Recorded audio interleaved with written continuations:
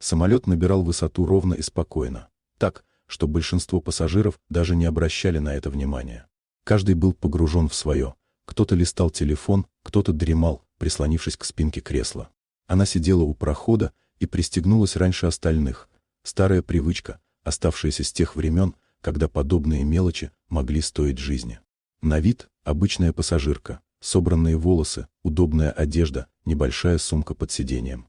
Никто бы не догадался, что когда-то она проводила в кабине самолета больше времени, чем дома. Полет шел мягко, и впервые за долгое время она позволила себе закрыть глаза. Но спокойствие длилось недолго. Первый толчок был почти незаметным, словно самолет задел плотный слой воздуха. Второй оказался резче, металлическое тело лайнера дернуло в сторону. Она мгновенно открыла глаза и посмотрела в сторону иллюминаторов. Это было движение человека, привыкшего реагировать раньше других. В салоне зашептались. Табло «Пристегните ремни» загорелось, но тревога уже витала в воздухе. Стюардесса прошла по проходу с натянутой улыбкой и быстро исчезла за дверью кабины. Почти сразу самолет резко накренился. Люди закричали. Она крепко сжала подлокотники. По звуку двигателей стало ясно — это необычная турбулентность. Один из агрегатов работал нестабильно. Ситуация стремительно становилась аварийной. Через несколько секунд в динамиках прозвучал голос второго пилота, слишком громкий и неуверенный. Он сообщил о серьезной неисправности и попросил помощи. Это был не формальный запрос, а отчаянная попытка спасти ситуацию. В салоне началась паника. И тогда она подняла руку. Без крика, без суеты. Так поднимают руку люди, которые знают цену секундам. Стюардесса хотела пройти мимо, но, встретив ее взгляд, остановилась. В этих глазах не было страха, только опыт и холодная концентрация. Когда самолет снова резко провалился вниз, женщина встала. «Я могу помочь. Мне нужно в кабину. Сейчас». Несмотря на инструкции и хаос, стюардесса кивнула и повела ее вперед.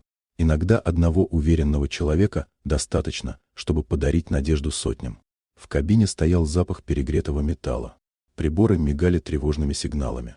Капитан и первый офицер выглядели измотанными. Они боролись с машиной, которая выходила из-под контроля. Она окинула панель взглядом. Автопилот отключен. Один двигатель нестабилен. Управление реагирует с задержкой. Плохо. Но еще не конец. «Кто вы?» — спросил капитан. «Так, кто может удержать этот самолет в воздухе», — ответила она спокойно. Он посмотрел на нее секунду и уступил место. Ее руки легли на штурвал, будто вернулись домой. Тело вспомнило все раньше мыслей. Она отдавала короткие, точные команды. Капитан выполнял их без вопросов.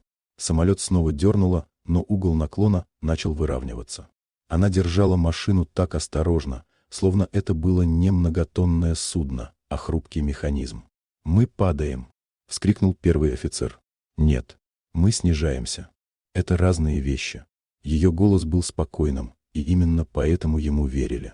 Ближайшая аварийная полоса находилась далеко, но выбора не было. Она выжимала из двигателя все возможное, отключив лишнюю автоматику. Сейчас самолетом управлял человек, а не компьютер. Когда полоса показалась впереди, стало ясно — посадка будет жесткой. Она предупредила экипаж, выровняла нос и пошла на снижение.